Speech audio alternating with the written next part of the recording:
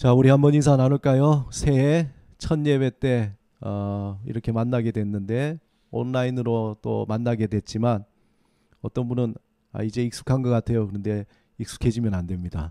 예, 자, 인사 나누겠습니다. 샬롬. 예, 우리 앞뒤 좌우로 샬롬. 안 보이더라도 우리 멀리 있는 우리 성도들 향해서 샬롬. 댓글로도 샬롬. 예, 자. 새해 첫 주일입니다. 주 안에서 이렇게 만나게 돼서 너무나 반갑고요. 하나님의 새로운 은혜가 여러분의 삶과 가정과 자녀들과 하시는 모든 일 위에 함께 하시기를 축원합니다. 아멘. 이 시간에 새해 첫 번째로 샬롬의 언어 연습하도록 하겠습니다. 우리 가슴에 손을 얹고 세 번씩 연습합니다. 시작. 나는 하나님의 사랑받는 자다. 나는 하나님의 사랑받는 자다. 나는 하나님의 사랑받는 자다. 그래, 그럴 수도 있지. 그래, 그럴 수도 있지. 그래, 그럴 수도 있지. 이제 현재를 살자. 이제 현재를 살자. 이제 현재를 살자. 네. 여러분이 잘 아는 천재 화가 피카소가 스페인에서 발굴된 한 동굴, 여러분 그 세계사 시간에 배운 알타미라 동굴에 있는 벽화를 보고 이런 이야기를 했습니다. 그 작품을 보면서 그 작품의 주제가 소잖아요. 소. 그리고 이런 말을 남겼는데 알타미라 동굴 벽화 이후에 모든 미술은 쇠퇴하고 있다. 그렇게 이야기했답니다. 여러분 도대체 알타미라 동굴에 어떤 벽화가 있는지 궁금하지 않습니까? 그래서 제가 몇 가지 사진을 가져왔는데 한번 보실까요? 네, 사진. 이 사진은 피카소가 그린 그림이고 실제로 그 다음에 보시면 알타미라 이런 사진이 그림이 있어요. 잘 보이진 않지만 눈을 이렇게 약간 개슴츠레하게 이렇게 뜨셔 보면은 소가 보일 겁니다. 그 다음에 한번 또 사진. 옛날에 오래전에 사람이 그렸다기에는 정말 멋진 그림 아닙니까? 지금도 뭐 아마 장로님 이거 뭐 그리시라면 예. 우리 저기 편장로님 이거 편장로님 좀 잘 그리실 것 같고 우리 이원영 집사 이거 한번 그려볼. 예, 다들 생각보다 이게 어렵거든요. 그 다음에 한번 봅시다. 예, 이건 더 복잡하죠. 복잡한 그림인데 그 오래전에 정말 아주 태고 때의 사람들이 이런 걸 그렸다는 게 대단합니다. 하나 더 보겠습니다. 예, 이거는 알타미라 동굴 그 천장 부분에 이렇게 많이 그려놨다는 거 대단하지 않습니까? 굉장한 것 같아요. 이 스페인의 알타미라 동굴 벽화와 함께 유명한 고대 동굴 벽화로는 프랑스에 가면 라스코라는 지역에서 발견된 벽화입니다. 1940년에 마르셀이라는 18살 소년이 자기 그 애완견을 막 찾으러 가다가 우연히 발견한 그런 동굴인데요. 그 이후에 이제 그 구멍에 빠졌고 친구와 함께 그 애완견을 찾다가 발견한 그 동굴입니다. 그곳에서 놀랍게도 구석기 시대에 많은 그림들이 나왔다고 해요. 현재는 동물 벽화를 이렇게 손상을 막기 위해서 지금 그 동굴하고 똑같이 제가 유튜브에 여러분 쳐보시면은 정말 똑같이 복제해 가지고 따로 만들었어요. 그리고 관광객들이 그 안에서 관람을 하게 됩니다. 이 동굴 벽계는 소, 노루, 그 다음에 코뿔소, 늑대, 곰, 뭐 여러 가지 한 600여 점의 그리고 1500여 점의 안각화 다수의 어떤 유물들이 나왔다고 합니다. 정말 어마어마한 동물 벽화죠. 그 시대 사람들이 이런 그림을 그렸다는 자체가 놀라울 정도입니다. 피카소가 왜 알타미라 동굴 벽화 이후에 모든 미술이 쇠퇴하고 있다 이것을 여러분들 이 벽화를 보면 좀 알 수 있을 것 같아요. 어떻게 구석기 시대 사람들이 이러한 아름다운 벽화를 생동감 있게 그릴 수 있었을까 이런 생각을 해보게 됩니다. 그림을 정말 배운 적도 레슨 받은 적도 없고 그냥 자기들이 그렸는데 어떤 현대 예술가의 그 실력 능가하는 그런 그림을 그렸다는 거죠. 이런 걸 보면은 이런 생각이 듭니다. 아, 인간은 근본적으로 예술적인 존재구나 라는 것을 우리가 생각 안 할 수 없습니다. 왜냐하면 속으로 난 예술가가 아닌데 라고 이렇게 생각할 수 있지만 이 모든 사람들의 어떤 그 깊은 곳에는 예술의 어떤 피가 흐르는 것 같아요. 자, 옆 사람에게 또 온라인으로 여러분들 가족에게 아니면 자신에게 한번 이렇게 한번 얘기해 보십시다. 당신은 하나님의 예술가입니다. 어떤 분은 이 마음속에 나는 예술하고 거리 먼데 뭐 진화라든지 아니면은 뭐 음악을 하시는 분들은 예술가이지만 나하고 예술은 굉장히 동떨어져 있는 것 같은데 하는 그런 마음이 있을 수 있습니다. 그러나 인간은 하나님의 예술가라는 그 근거를 오늘 창세기에 있는 말씀을 통해서 우리가 들을 수 있습니다. 하나님이 우리를 향해서 뭐라고 얘기하냐면 너는 나의 예술가다 라고 말씀하시는데 왜 그러냐면 첫 번째 하나님이 예술가이시기 때문에 그래요. 하나님이 예술가이다. 오늘 본문 1절에 보면은 창세기 1장 1절에 태초에 하나님이 천지를 창조하시니라. 하나님이 태초에 천지를 창조하셨다는 거예요. 영어로 보면 In the beginning God created the heaven and the earth 이렇게 돼 있죠. 그러니까 하나님이 모든 만물을 창조하신 거예요. 그런데 이 창조하셨다는 것, 하늘을 만드시고 바다를 만드시고 해와 달을 만드시고 온갖 식물과 동물, 바다의 각종 고기들을 다 만드신 거예요. 그리고 그 창조물을 만드실 때마다 하나님이 정말 흡족하게 생각하신 거예요. 여러분 찬송가 79장에 보면은 뭐죠? 주 하나님 지으신 모든 세계 그렇게 시작되잖아요. 주 하나님 지으신 모든 세계를 우리가 바라볼 때 이야 대단하다 감탄 안 할 수가 없는 겁니다. 저절로 우리가 높은 산에 올라갔을 때 바다를 볼 때 그리고 밤하늘의 별을 볼 때마다 많은 사람들이 야 정말 하나님이 기가 막히시구나. 어떻게 저거를 만드셨을까? 그런 생각이 들게 됩니다. 그래서 수많은 시인이나 화가나 음악가나 또 예술가들이 하나님이 만드신 이 창조 세계를 보면서 시를 쓰고 음악을 짓고 또 거기에 그림을 그리는 거잖아요. 그 놀라운 작품, 하나님의 작품을 자신의 세계 속에 넣어서 자신의 이야기로 그렇게 재해석해서 그리게 되는 거죠.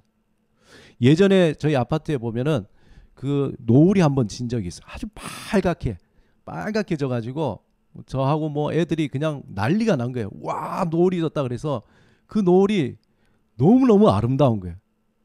그런데 그거 노을을 막 핸드폰으로 스마트폰으로 찍는다고 막 여러 번 찍었어요.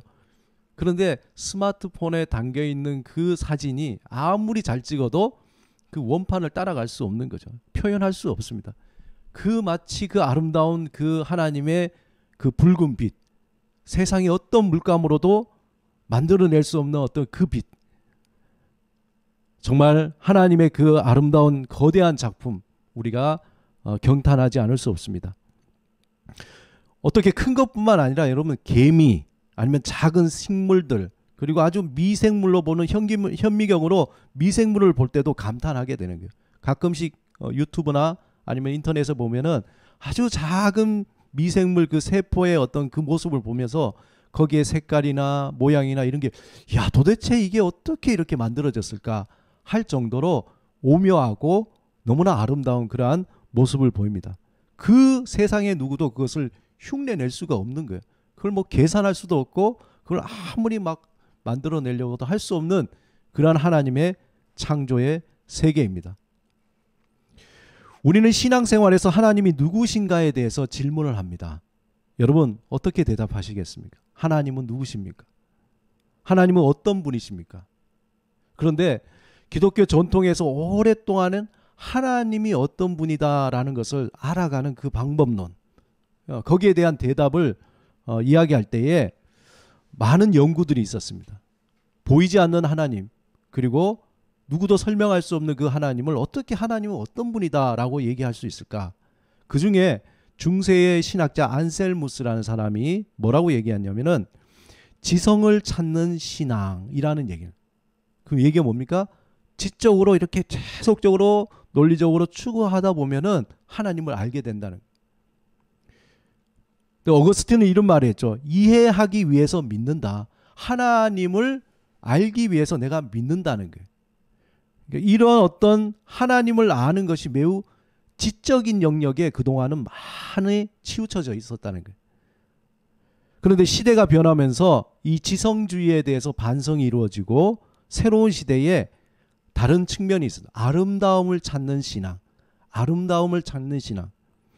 그것이 필요함을 이야기하게 됐어요. 그래서 인간은 하나님의 세계를 단지 머리만으로는 알 수 없다는 거예요. 어떻게 해요?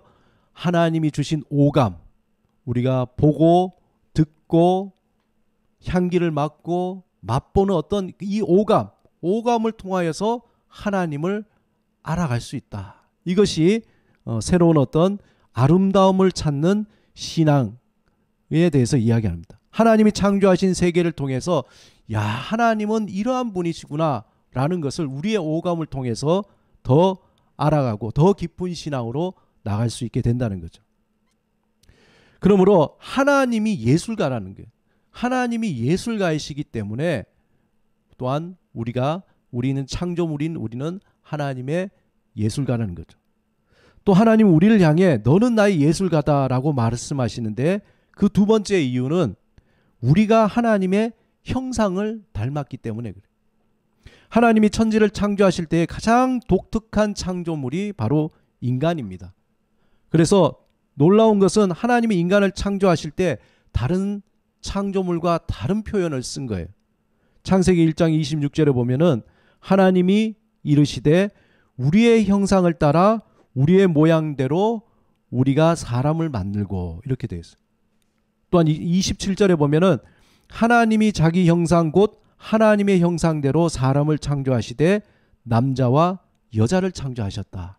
이 두 구절에서 독특한 표현이 뭐냐면은 하나님의 형상대로라는 거예요. 그러면은 하나님은 우리처럼 이렇게 생기셨나요? 보이지 않는 하나님인데. 하나님의 형상이라는 것은 하나님의 이미지, 이마고 데이라 그러는데 하나님의 이미지, 다시 말해서 하나님의 성품, 하나님의 그 인격을 담게 우리가 만들어졌다는 거예요. 그 중에서 인간은 하나님의 창조 능력을 닮았다는 거예요. 무엇인가 새로운 것을 만들고 또 그렇게 만드는 능력이 우리 안에 있다는 겁니다. 여러분 이 부분은 다 인정하실 거예요. 사람들이 각자 능력의 차이는 있어요. 잘하고 못하고 차이는 있지만 사람이라 그러면 끊임없이 무언가를 생각하고 무엇인가 만들어냅니다. 제가 가끔씩 유튜브를 보면은 목공하시는 분도 있고 또 유튜브에 용접하시는 분도 있고 그런 분들이 매번 만들어내는데 정말 신기한 걸 만들어내요. 어떻게 아이디어가 많은지. 그런 것처럼 우리가 일상생활 속에서도 요리를 하거나 무슨 일을 하거나 끊임없이 뭔가 새로운 창조적인 어떤 일을 해나가는 거죠. 바로 그 무엇인가 끊임없이 만들어내는 그 근원인 그 어떤 성품, 그것이 하나님을 닮았다는 겁니다. 다시 말해서 우리는 하나님의 예술가적 본성을 가지고 있다는 거예요. 어느 특정한 사람뿐만 아니라 우리 모두에게 하나님의 예술가적 유전자를 우리는 가지고 있다는 거예요. 그런데 우리가 말하는 예술이라는 것이 무엇인지 사람들은 궁금하죠. 그럼 도대체 예술이 뭐냐? 제가 한번 사전을 찾아봤어요. 위키백과에서 예술을 이렇게 정의합니다. 예술은 학문, 종교, 도덕 등과 같은 문화의 한 부분으로 예술 활동, 즉 창작과 감상과 그 성과, 예술 작품의 총칭이다. 무슨 말인지 모르겠어요. 어려워요. 그래서 두산 대백과 사전을 또 찾아봤습니다. 그러니까 이렇게 돼 있어요. 예술이라는 것은 미적 작품을 형성시키는 인간의 창조 활동. 더 모르겠어요. 어려워요. 우리가 예술이라고 할 때 우리가 머리에 떠오르는 게 뭡니까? 음악이라든지 무용이나 미술이나 문학이나 뭐 이걸 통해서 보통 얘기하는 게 뭡니까? 시간 예술, 조형 예술, 시각 예술, 뭐 종합 예술 이런 이야기를 하게 됩니다. 하지만 오늘 이 시간에 하나님이 우리를 향해서 너는 나의 예술가라라고 할 때는 그런 어떤 전문적인 분야를 포함한 더 큰 테두리에 대해서 얘기하고 있는 거예요. 하나님이 우리를 향해 너는 예술가라 라고 말씀하실 때 이 예술의 의미는 우리 안에 하나님이 천지를 창조하시고 만드신 그 성품처럼 우리 안에 하나님의 예술가적인 무엇인가 끊임없이 창조적인 행위를 하는 창조의 유전자가 우리 안에 있다라는 것입니다. 그것을 말씀하시는 겁니다. 또 하나 하나님은 우리를 향해 너는 나의 예술가라 라고 말씀하실 때에 그 세 번째 이유는 우리가 살아가는 삶 자체가 예술이라는 겁니다. 예술의 정의에서 아까 말씀드린 인간의 창조 활동이라 그랬어요. 인간의 창조 활동. 인간의 창조 활동은 잠에서 깨어나면서부터 또 잠들 때까지 끊임없이 일어나는 게 창조 활동입니다. 우리가 살아가는 삶 그 자체가 하나의 창조 활동이라는 거예요. 우리가 매일 반복적으로 똑같은 삶을 살아간다고 생각하지만 사실 그렇지 않습니다. 어제와는 오늘이 다르고 오늘보다 또 내일이 다른 삶을 살아가는 거예요. 어떻게 보면 순간순간 우리는 새로운 시간과 새로운 삶을 살아가게 됩니다. 이때 하나님이 우리에게 말씀하세요. 내가 너에게 항상 새로운 시간과 기회를 주는데 너는 좀 창조적 유전자로 멋진 것을 한번 만들어 보지 않겠냐라고 우리에게 부탁하시는 거죠. 그런데 우리는 이렇게 대답합니다. 하나님, 지겨워요. 매일 똑같아요. 1월 1일 됐는데 누가 그러더라고요. 어제하고 오늘하고 뭐가 다르지? 숫자가 달라졌죠. 2020년에서 2021년 숫자가 달라요. 어제 똑같고 오늘 똑같은 것 같아요. 매일 반복적인 그러한 삶. 그래서 저에게는 어떤 새로운 것이 없습니다. 저는 새롭게 무엇인가 해볼 기회도 없었습니다. 저의 삶은 고통과 절망과 후회와 슬픔뿐이야. 아마 작년, 올해도 이어지겠지만 코로나로 인해서 창조적인 활동이 안 일어나는 것 같아요. 우리가 보기에는. 실제적으로 문화예술은 완전히 모든 것이 다 문을 닫아버렸죠.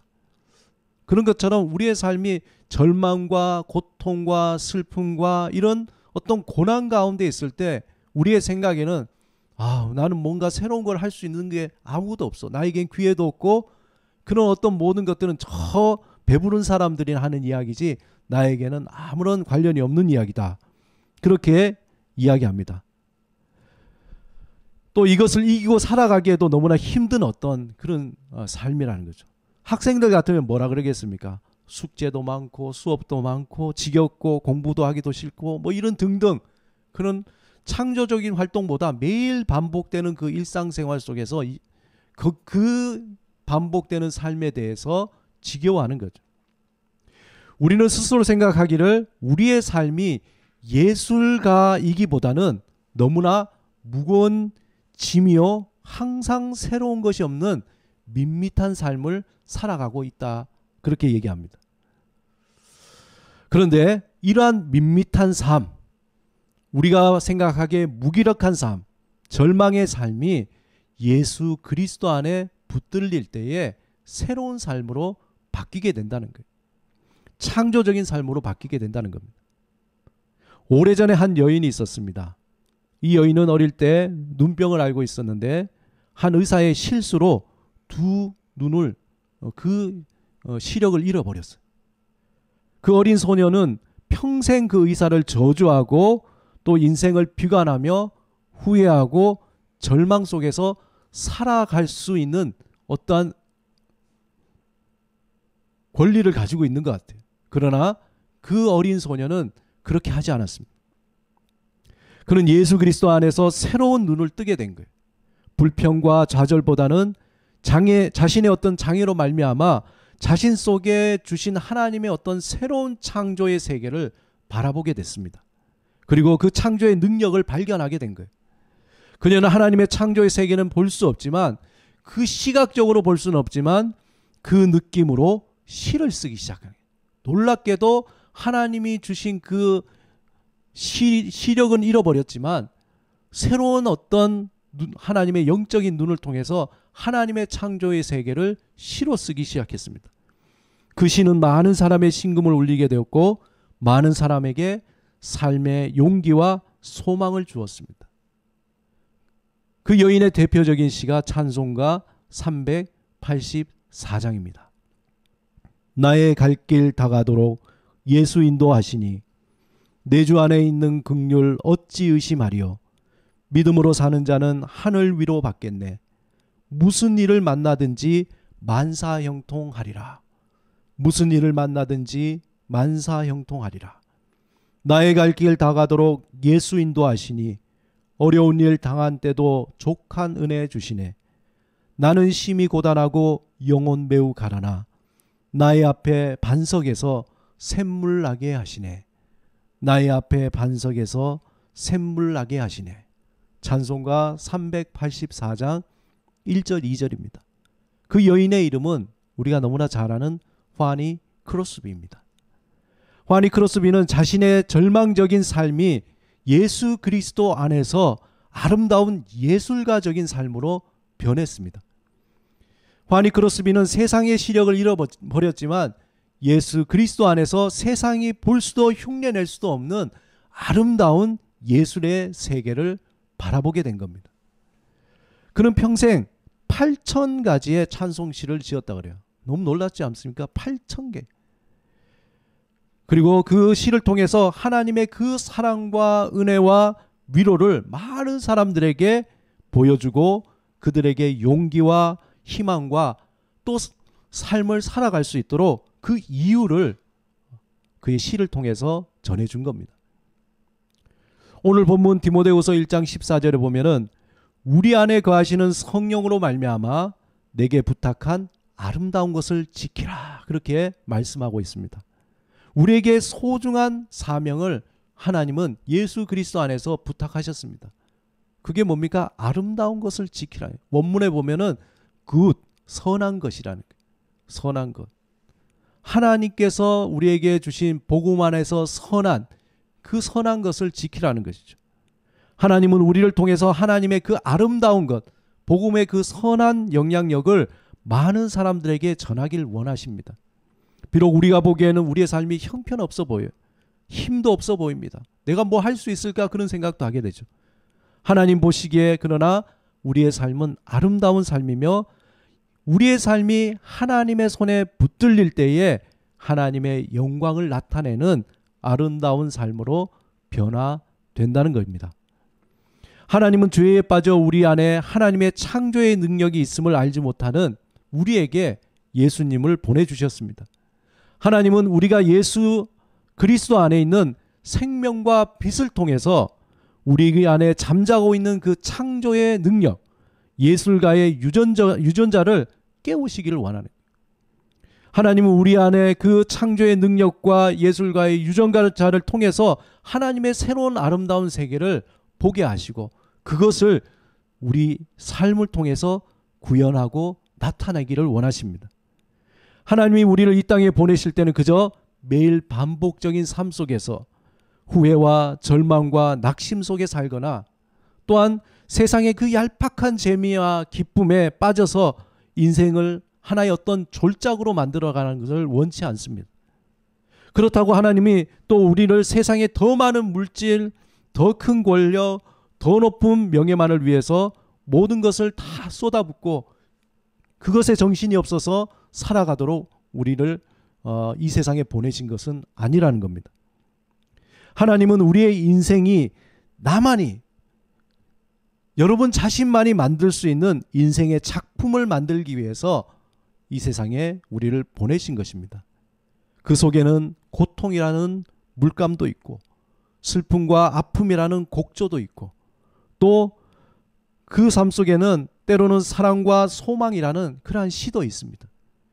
파란색과 빨간색이 막 섞여서 예쁜 보라색을 만들듯이 인생의 모든 순간이 서로 얽히고 설키면서 정말 세상이 흉내낼 수 없는 어떤 사람도 복제할 수 없는 그러한 나만의 아름다운 인생, 삶을 하나님께서 만들기 원하십니다. 10년 전에 하나님의 계획 가운데 대학로에서 하나님이 미화 십자가 교회를 시작하게 하셨습니다. 하나님의 그 신앙과 여정과 또 목회적 훈련을 통해서 하나님은 문화와 예술을 통한 도시 선교라는 그 비전으로 교회를 개척하게 하셨습니다. 그리고 작년 8월에 하나님의 구름기둥과 불기둥은 이제 대학로에서 명동으로 옮기셨습니다. 그리고 상인과 쉼이라는 미화 십자가 교회의 새로운 비전과 함께 방주 프로젝트라는 새로운 사역을 우리에게 준비해 주셨습니다. 창조자 되시며 예술가이신 하나님이 우리를 통해서 새로운 작품을 준비하고 있다는 겁니다. 우리는 하나님의 예술가입니다. 하나님은 우리에게 맡겨주신 삶의 자리에서 하나님이 허락하신 능력으로 각자 자신의 인생을 작품을 만들기 원하는 거예요. 제가 어떤 분들이 이렇게 물어오면은 이렇게 자주 대답합니다. 우리가 나중에 하나님 앞에 갔을 때에 하나님이 이렇게 물어요. 자, 너 참 인생을 잘 살다 왔구나. 그래, 인생에서 가장 뭐가 좋았냐? 우리가 대답하기를 하나님 제가 선교도 하고요. 또 하나님 제가 막 복음도 전하고 봉사도 하고 그리고 하나님 열심으로 제가 살았습니다. 그리고 먹고 산다고 힘들었지만 끝까지 믿음을 지켰습니다. 하나님이 좀 만들고 계시다는 것을 우리는 확신합니다. 10년 전 개척을 준비하면서 정말 새롭게 교회를 시작할 때 어떤 교회를 할 것인가 거기에 대해서 기도하고 고민하는 가운데 제 마음속에 이러한 생각들이 있어서 제가 글로 표현한 것이 있습니다. 어떤 글인지 한번 보시겠습니다. 네, 미화 십자가 교회는 일상 속에 숨어있는 소박한 아름다움을 소중히 여깁니다. 삶의 자리에서 더불어 살아가는 삶을 중요하게 생각합니다. 올라가는 삶보다 내려가는 삶을 살며 넓은 길을 가는 것보다 좁은 길을 선택합니다. 하나님이 우리에게 주신 인생의 무대에서 진정한 나를 발견하고 한 폭의 그림을 그리듯 나만의 작품에 최선을 다합니다. 도시 속에 함께하는 공동체로 세워지며 예수 안에 있는 진정한 길과 진리와 생명을 우리의 일상의 삶을 통해 전하길 실천합니다. 도시 속의 문화와 예술을 통해 복음이 다양한 모습으로 스며들도록 열정 있는 사람들을 세웁니다. 다음 세대에 하나님의 사랑을 심어주고 함께 더불어 살아가는 삶을 가르쳐 지키게 합니다. 저는 이 문구를 볼 때마다 변함없는 마음인 것 같아요. 하나님께서 주셨던 이 마음이 계속해서 하나님이 그것을 이끄시고 또 만들어 가심을 보고 있습니다. 사랑하는 여러분, 하나님이 이 시대에 여러분의 새로운 이야기를 하시기 위해서 하나님의 그 새로운 이야기를 하시기 위해서 미화 십자가 교회를 세우셨다고 믿습니다. 또한 저와 여러분은 이 공동체로 하나님의 한 가족으로 또 불러주셨습니다. 여러분은 하나님의 소중한 한 분 한 분, 하나님의 예술가이십니다. 새로운 도시 선교의 시작으로 개척된 미화 십자가 교회는 우리의 노력이나 힘으로 세워지는 것이 아니라 전적으로 삼위일체 하나님이 세우시고 이끌어 가심을 믿습니다. 우리는 단지 하나님을 향한 온전한 예배의 공동체로 또 하나님을 바라보는 그러한 믿음만이 필요한 것뿐입니다. 하나님은 우리를 하나님의 예술가, 그분의 예술가로 우리를 부르시고 하나님의 방법대로 우리를 이끌어 가실 겁니다. 하나님은 우리가 각자의 삶의 자리에서 자신만의 작품을 만들며 하나님의 아름다움과 영광과 복음을 증거하는 삶을 살도록 하나님은 끊임없이 도우시고 도우실 겁니다. 비록 녹록하지 않은 우리의 현실이지만 날마다 하나님의 품 안에서 하나님과 깊은 사귐을 가지고 또한 그 쉼을 얻으며 우리에게 맡겨주신 아름다운 것을 지키며 자신만의 아름다움을 작품을 만들어가는 올 한 해 2021년이 되시기를 주님의 이름으로 축원합니다. 오늘 말씀을 생각하시면서 나를 향하신 하나님의 그 음성, 너는 나의 예술가이다. 올 한 해 하나님이 나의 인생을 통해서 어떠한 새로운 작품을 만드실까 기대하는 마음으로 잠시 침묵으로 기도하시겠습니다.